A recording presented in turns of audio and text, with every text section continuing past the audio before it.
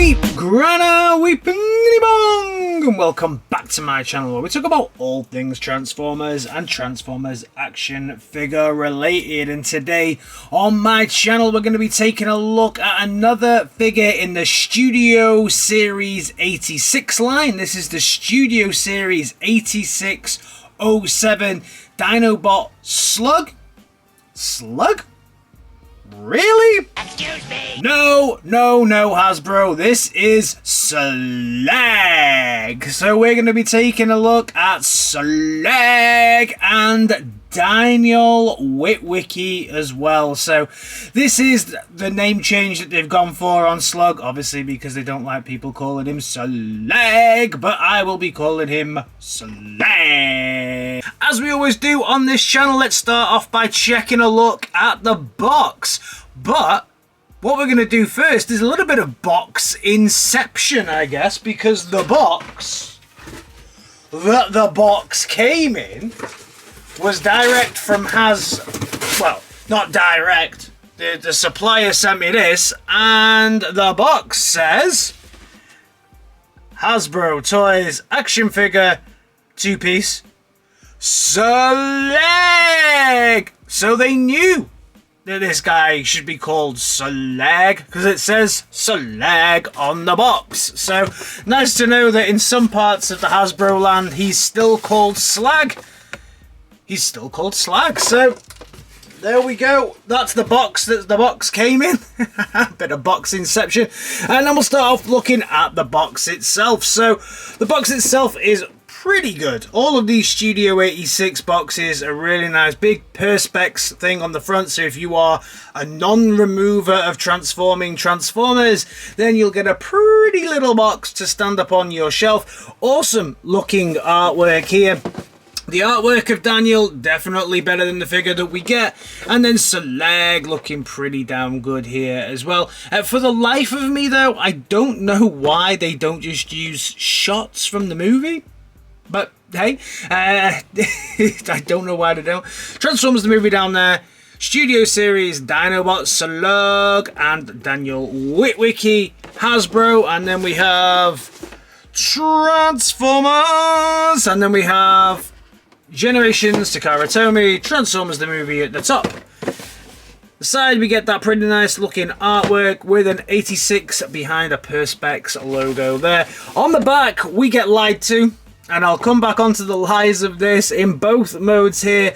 These renderings are far superior to the actual figure that we get. So we will come back to these at a later date. We also get told, don't eat your children because they have small parts.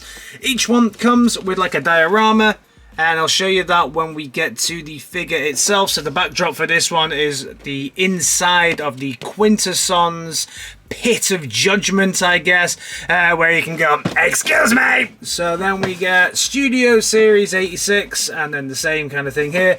This one's a leader class. All of the Dinobots so far have been a leader class, and then underneath we get the little lion. Roar!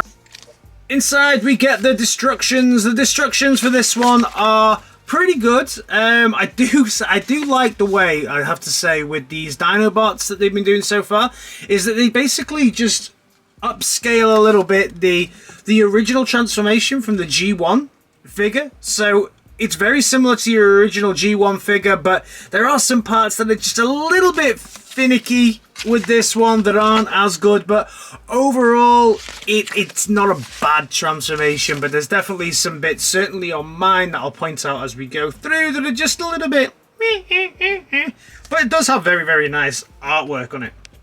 First we check the box, then we check the bot inside. So this is the bot inside. Slug, better known to you and me as Slag. So Slag here looking pretty slaggy.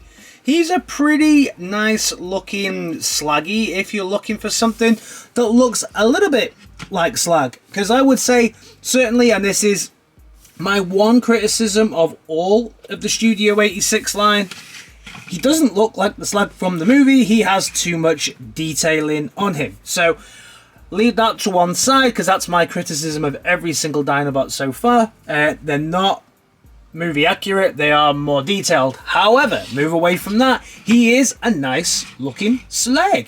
He has beautiful blue eyes here that are painted. Awesome, awesome, massive Autobot logo there. We have the horns sticking out the front here, and then we have this kind of mane that goes around, which is alright. Then we have the tail at the back end here. Nice golden tail, plenty of molded detailing and plastic as well, so very, very, very nice. Aesthetically, from certain angles, this dude does look great, I have to say. But then there's other places where I believe we have a lot of challenges with this. Let's start off with how articulated he is, and then I'll go into some of my issues with this figure. Articulation, you're going to get some leg articulation here, which is great, and then you'll get a little bit of a knee bend there. So that's pretty cool. And you'll get a secondary piece of knee bend here, so you can kind of angle it to where you want. It's a little bit difficult to get a very decent pose because these front ones articulate forward rather than backwards, which is always one of my challenges with any kind of animals they do. The front feet always go like this. I'm like, that's just weird. That's just weird. So I mean, yeah, it is what it is. At the front, you'll get some nice articulation here. This one's on more of a stronger ratchet because in the bot mode, these become the arms, and you can already see you'll get some twisty here and some front articulation. So his posability is okay for this. You'll get some mouth up and down, and that is pretty much it. The tail doesn't articulate. That is it. You'll get some leg articulation to pose it kind of however you want. Now, he looks okay. From the back, he's a little bit of a hollow thing. There's going to be a lot of companies making a lot of money, making a lot of filler for this dude. He feels a little bit like a hollow Easter egg, if I'm honest, in parts. I also think that this part, and certainly when it comes to the transformation, I'll try and show you, this holds together okay, but not great. The tabs, certainly the tab in up here, are very small compared to how it wants to, and it wants to just, its arse wants to pull away, let's be fair here. And this section here, for me, just, it holds together okay, but it can be a bit tricky on the transformation when you're doing everything else to try and keep this positioning in there. Then that's kind of it. I mean, the horns are pretty hollow as well, which is not great. But my real problem with this, the way that it's presented, is when I actually bring the box back out and look at the rendering that we were promised.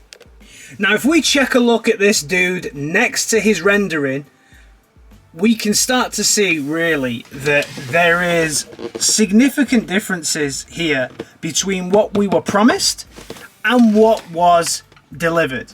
First of all, the inside of the mouth here is grayed out, so it gives it that more metallic look. Here, we get no paint at all. So you can see straight away that's a big difference.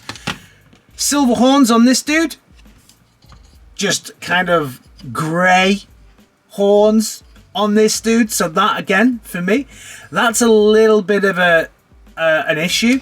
The back of the tail here, I hope my camera can pick it up, this is a darker gold and this is a kind of lighter gold on this one. But the biggest one for me, like I say, is definitely this, and also if you look here, this should have been silver, and this again is this kind of grayed out wishy-washy silver that's just not what we were promised. You can see as well on here there's black paint. Move him out of the way. You can see there's black paint on the top here and on the top here, and again we just didn't get that with the finished model, and it's a shame. I was really hyped when I saw this, and then I have to say that when I got it out of the box I was a little bit like, oh okay. I mean, even the main kind of main area here, this is silver and this is not. This is that washed out plasticky grey. real letdown. Really is. I was really hoping for a lot better from this figure, and when you put it up against the rendering, it's disappointing. Does it still look good? Yeah, it still looks good. Does it look as good as the rendering? Hell no. Accessories, accessories. This dude has got accessories. He has got a gun, but his gun is in his arse at the moment, which is part of his tail, so that will sit there. He does come with quite possibly one of the worst figures I have ever been given by Hasbro. This horrible, horrible version of Daniel in a squatted position. With no face. They did this also in the Buzzworthy Bumblebee line, where they gave this Daniel figure with no face. Makes him look like, I think it's Copter. I think I'm saying that right, from GoBots. That's what it reminds me of there. But yeah, he's a fully non-posable, really, apart from you get some little bits of ball joint here and here. Similar to the wheelie that we got, you can make him kind of run away, but he's not gonna balance. So yeah, it's an awful figure, but it can transform. Look, I made it do this transformation that I thought was kind of nice.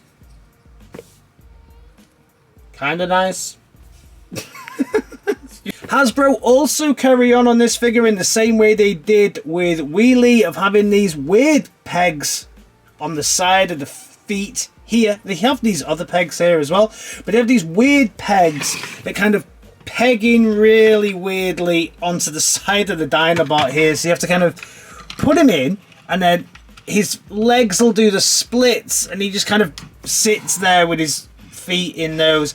I'd much rather him have like a peg in his arse at the back here, and that would have been better. But he rides the Dinobot like that, and then Slag can go, "Excuse me." That's pretty much it, really.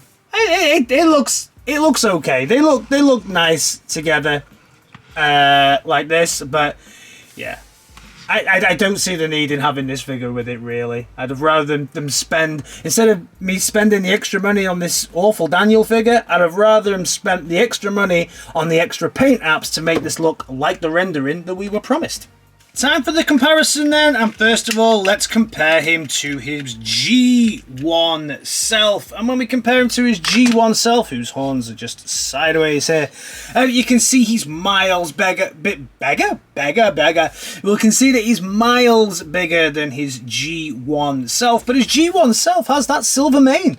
His G1 self has the kind of chromed out side pieces here, and those black pieces on the top as well. So everything that we were kind of promised for this one, his G1 self already has that chrome.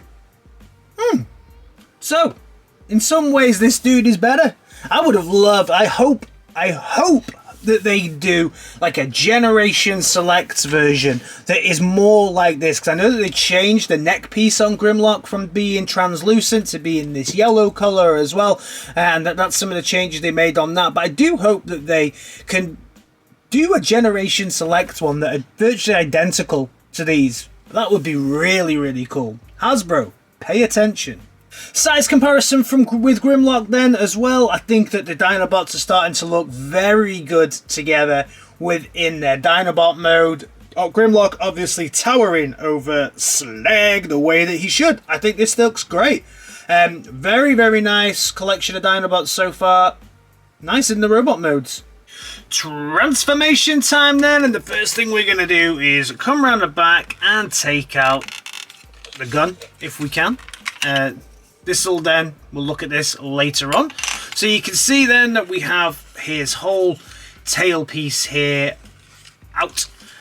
Close the mouth down just for now, and unhook this section and unhook this section at the front, so that's going to loosen all that off. Then bring this front section out, and then move up this piece here and move up this piece here, so you've got his kind of looks like a flying Slag, and then these two sections here will just rotate out. They're on these kind of weird hinges that will just hinge out, so you've got the chest kind of open there, And then you're going to bring this down and bring the head up. So you've got that section all done. And then these will just clip back in. So you can see everything is done. There. Rotate the hands out like that. And then bring the other hand out as well. Oof. It's a little bit stuck, this one.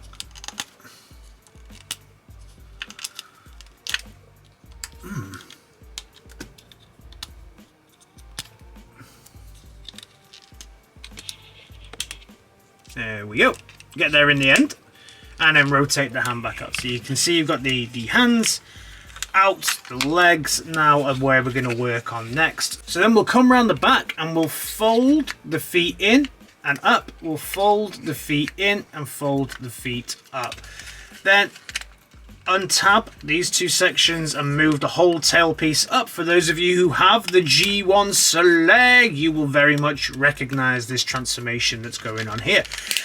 Then rotate the legs out, rotate his leg out, and then you can bring it all down.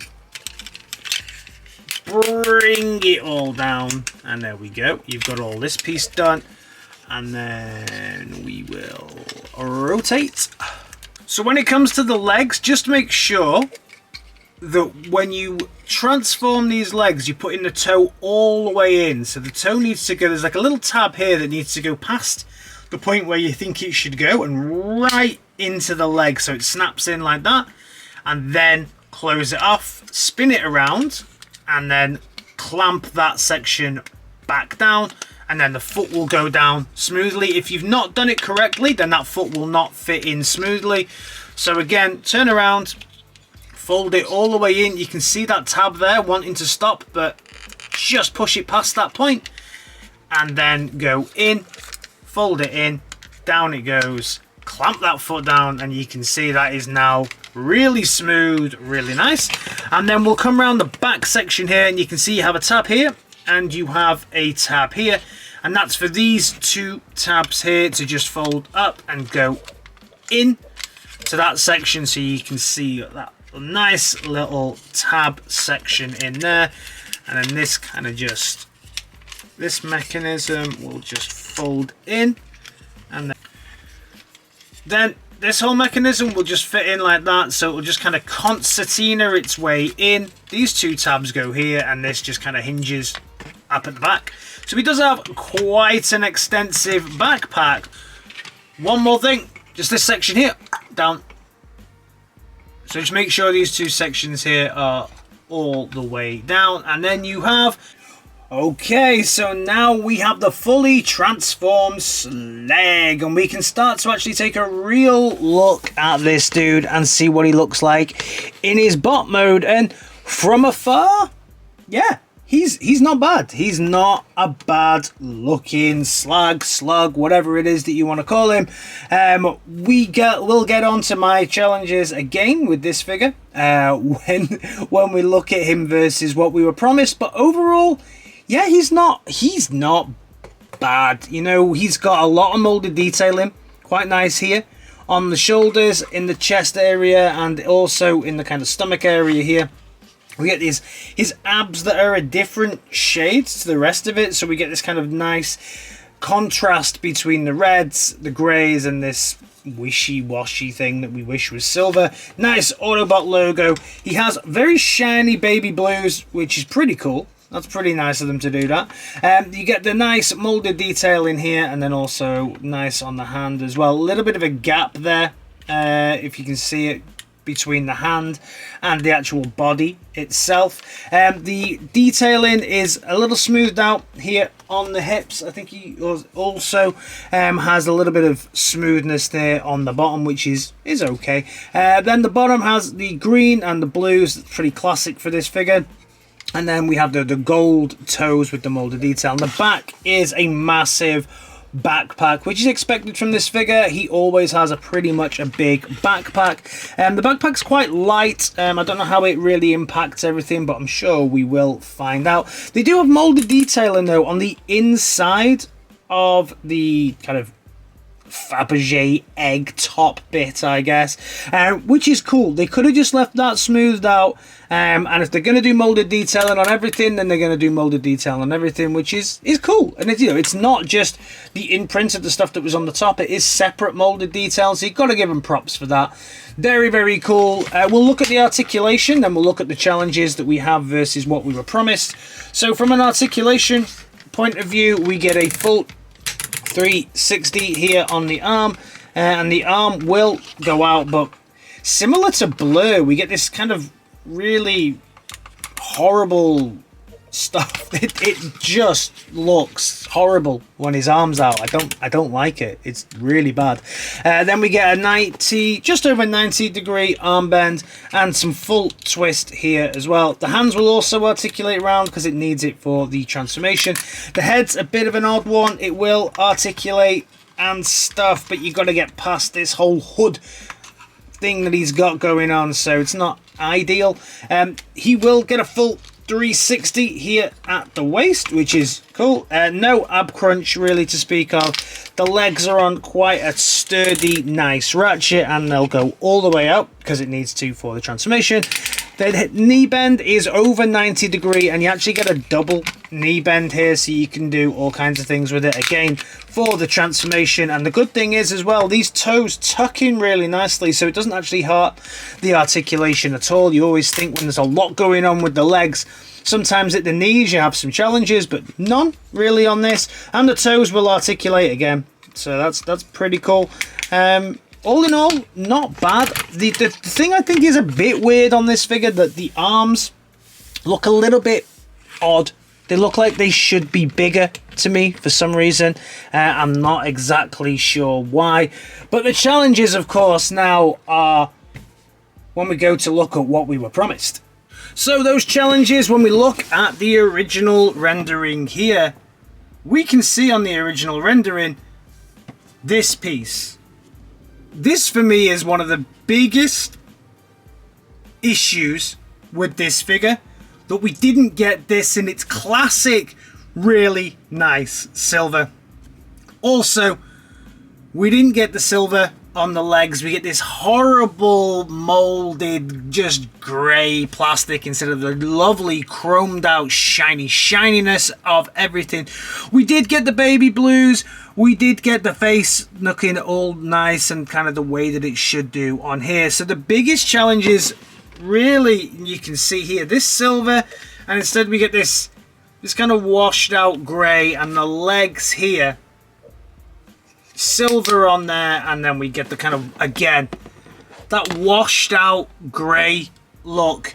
There's what we were promised versus what we got, and again, disappointment. I'm gonna just say, you know, I looked at that and I look at that and I still think that that is a beautiful looking Slag, and this is an okay looking Slag. These washed out grey areas, from an aesthetic point of view, which is what I care about because it will just sit on my shelf apart from when I'm using it in reviews, it just lets it down a bit. This looks premium. This does not. I think that's the easiest way to explain it. So accessories for this dude, we get the gun that forms part of the tail. Now, this gun, again, was promised in chromed out silver in the rendering, but this is the kind of washed out grey that we've got from on the chest as well. You'll see that it matches that. Looks rather spiffing in his hand though. There we go. He can hold his gun out straight.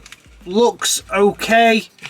You know, he can hold a nice enough pose with his gun ready to kind of go into battle, so that's pretty cool. Also, obviously, we have the awful figure of Daniel, who for this time uses a peg in his upper thigh rather than his ass to sit on Slag's shoulder, like so. And there we have fully accessorized up Slag. So now it's time for the comparison, and we'll compare himself to his G1 self first of all. And yeah, a little bit of a challenge comparing anything to my G1 ones because they are a little loose. I need to fix some of these dudes up. But you can see here that they do.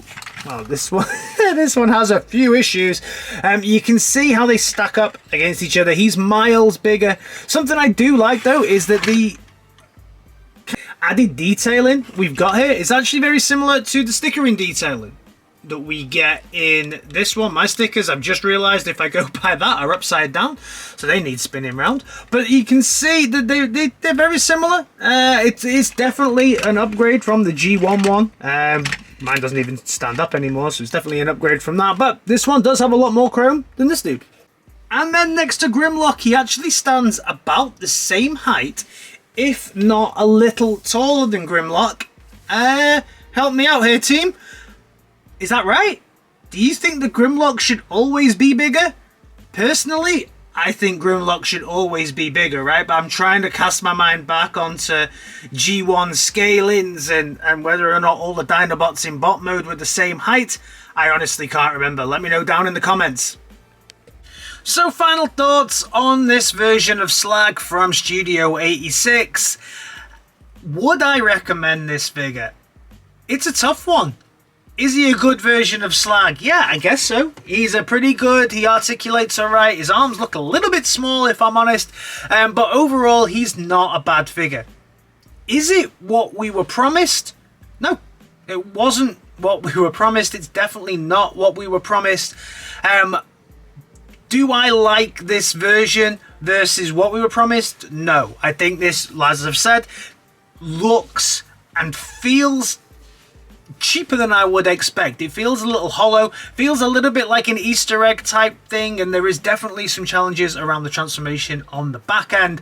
I really wish it was more premium. I really wish they'd gone the full hog with the fully chromed out everywhere, but obviously Hasbro have decided they needed to cost save in certain elements of this, which I think is a shame.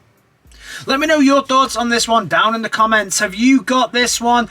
Do you like this one? Do you prefer this version to the rendered version, or do you wish that Hasbro had gone all in and gave us a fully chromed out version of Slag that was shiny, shiny, shiny beyond belief?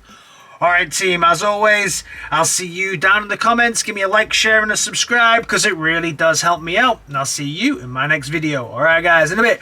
Peace!